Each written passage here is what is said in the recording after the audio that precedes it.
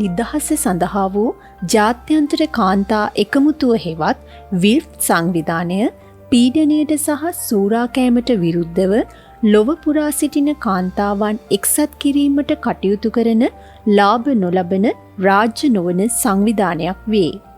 එදා මෙදා තුර ආන්තීකරණයට ලක් වූ ප්‍රජාවන් වෙනුවෙන් විල්ෆ් ඉටු කළ මානුෂීය මෙහෙවර සුවිශේෂීය. ගෝලීයව පමණක් නොව ශ්‍රී ලංකාවේද එවන් මානුෂීය සත්කාරයන් වෙනුවෙන් නිරන්තර මැදිහත්ව කටයුතු කරන සංවිධානයකි. විශේෂයෙන්ම ජීවිතයේ බොහෝ දුෂ්කරතාවන්ට මුහුණ දෙමින් ජීවිතයේ විවිධ පරිච්ඡේද පසු කරමින් ශක්තිමත්ව ජීවිතය අල්ලාගෙන ජීවිතයට ශක්තියක් වෙමින් සොඳුරු වනිතා චරිත විල්ෆ්හි අවධානයට යොමු වුණි. එවන් දිරිය දියණියක සොයා විල්ෆ් කණ්ඩායම ගියමු. මුවපුරා රඳවාගත් සිනහවකින් කා සමගත් ආදරණීයව කටයුතු කරන ඇය චමෝදි නම් වේ.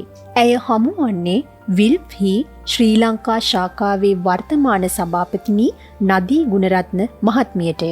චමෝදි කියන දරුවා මම ඉස්සෙල්ලාම දැක්කේ ලෝක ළමා දින දවසේ යා චිත්‍රයක් ඇඳලා තිබ්බා. ඒ චිත්‍රය තමයි ප්‍රධාන වශයෙන් දෙපාර්තමේන්තුව විසින් ගත්තේ. ඒ චිත්‍රයේ ඇඳපු ඒ දරුවා පස්සේ කාලෙක යාට යම් ගැටලුවකින්ද මාව හොයාගෙන ආවා. ඒ හොයාගෙන ආපු වෙලාවේ අපේ සංවිධානයේ කාන්තාවන් බලගන්වන කුසලතා වර්ධනය කරන ඒ අංශවල ඉන්න සමාජිකයන්ත් එකතුව එයාගේ ජීවිතය නගා සිටගෙන අපි කටයුතු කරා. ඇත්තටම විල් සංවිධානය ටුවර්ඩ්ස් රෙස්පොන්සිව් ආයතනය දෙකම එකතු වෙලා ආන්තීය දරුවන් නගා සිටවන්න වැඩ කරනවා. මූලිකවම කරන්නේ ඒ දරුවන් කොහොමද සාමය සඳහා වැඩ කරන්නේ. සාමය සඳහා ගෙනියන්නේ කොහොමද කියන එක තමයි පුහුණුවට යොමු කරන්නේ. ප්‍රධාන වශයෙන්ම ඒ දරුවන්ට බොහෝ ගැටලු තියෙනවා. උදාහරණ වශයෙන් යාළගේ මානසික ශක්තිය ඉතාම අඩුයි අපි හමු වෙනකොට. ඒ ළමගේ මානසික ශක්තිය දියුණු කරලා නායකත්වයේ සඳහා යොමු කරලා අපි බලාපොරොත්තු වෙන්නේ ලෝකයේ තියෙන සියලු ගැටලු වලට කොහොමද සංවේදී වෙලා රටක් ලෝකයක් වෙනස් කරන්නේ කොහොමද කියන එක තමයි අපි ඒ ආන්තය දරුවා යොමු කරගෙන යන්නේ. කලක් චමෝදිගේ ජීවිතයේ සිදුවුණු අමිහිරිම අත්දැකීම් සමග පොරබදිමින් ඒ තරම් පුංචි වයසට ඔරොත්තු නොදෙන තරමේ කටුක වේදනාවන්ට මුහුණ පෑවාය. ඒ මොනවාදැයිවත් නොතේරෙන වයසක සිටි ඇය වෙනුවෙන් ජීවිතය සොයා යන්නට අදිටන් කරගත්තාය. ඒ ගමන තුල ඇයට සමහර දෑ අත්හරින්නට සිදු වූ නමුදු ඒ අත්හැරීම් තුලින්ම ඇයට හමු වූයේ සැබෑවටම තම ජීවිතයේ වටිනාම පරිච්ඡේදයේ ලියවන හමුවීමය. ඒ විල්ෆ්හි නදී ගුණරත්නය. චමෝදිගේ කතාවට සංවේදී වූ ඇය එදා පටන් චමෝදිට විටක මවක්, ගුරුවරියක්, සහෝදරියක් පමණක් නොව සැබෑ මඟ පෙන්වන්නියක් විය.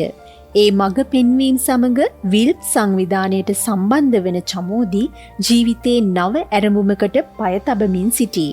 දවස්වල ජාතික ශිල්ප සභාවේ කෝස් එකක් කරනවා.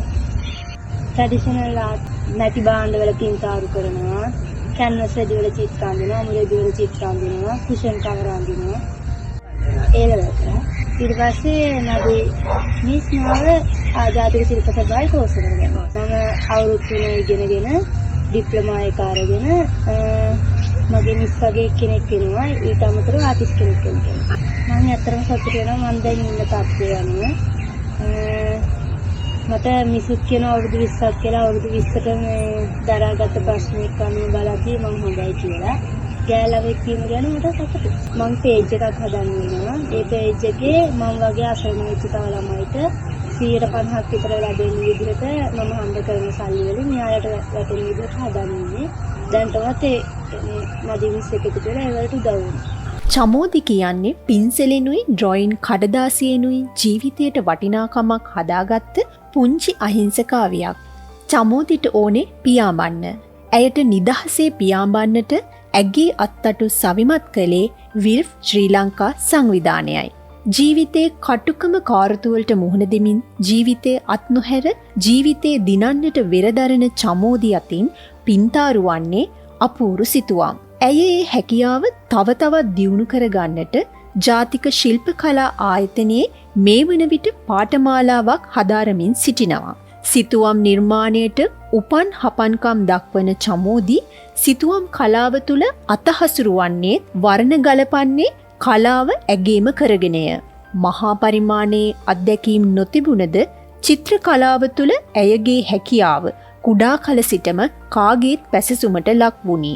කුඩා කල සිට ජීවිතයේ තමාට මුහුණ පාන්නට සිදු වූ කටුක අමිහිරි අත්දැකීම් තුළ තමා විඳි වේදනාවන් තව කෙනෙකු තුළ දළුලා නොවැඩිය යුතු බැවින් එවන් අමිහිරි සිද්ධීන්ගෙන් බැටකෑ ප්‍රජාව වෙනුවෙන් ඉදිරිපත් වීමට චමෝදි අදිටන් කරගන්නේ තමා සතු සහජ කලාව ඔප්නංවමිනි.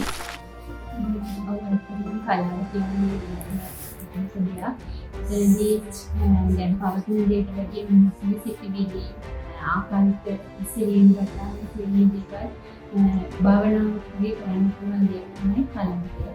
ඊට අපිට සියලු දෙනා විවිධ දක්ෂතාවයන් විවිධ විදිහේ අය ඉන්නේ. හැබැයි අයින් හැමෝම එක තේමාවකට ඒ කාර්යයට අරගෙන මෙයාලට මේ කලාව තුළින් මෙයාලගේ හැකියාවන් උපනංවල ගන්න මේ කලාව භාවිත කරලා තියෙනවා. ඕනම අත්දැකීමක් කෙනෙක් මේ අපේ චිත්‍ර කියන මාධ්‍ය තුළ ඉන්නකොට විශේෂ කලාව කියන මාධ්‍ය තුළ ඉන්නකොට යන අත්දැකීමක් වෙනවා.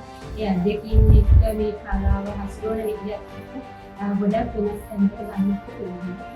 ජීවිතයේ සුන්දරම කාල පරිච්ඡේදය ගෙවමින් සිටින චමෝදි මෙතෙක් ආගමන රතු පළසක් මතින් නොවුනත් ඇගේ ඉදිරි ගමන රතු පළසක් මතින් ගෙවන්නට අපි ඇයට සුභාශිංසන එක් කරමු.